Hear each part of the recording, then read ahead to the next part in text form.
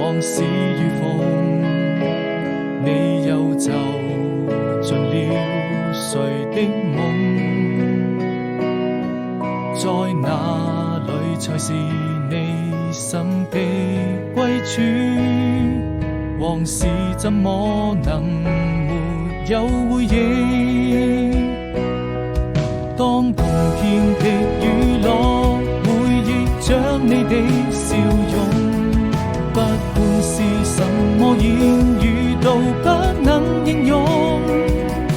當抬頭望星空，故鄉的夜太朦朧，依然還是你眼中那片霓虹。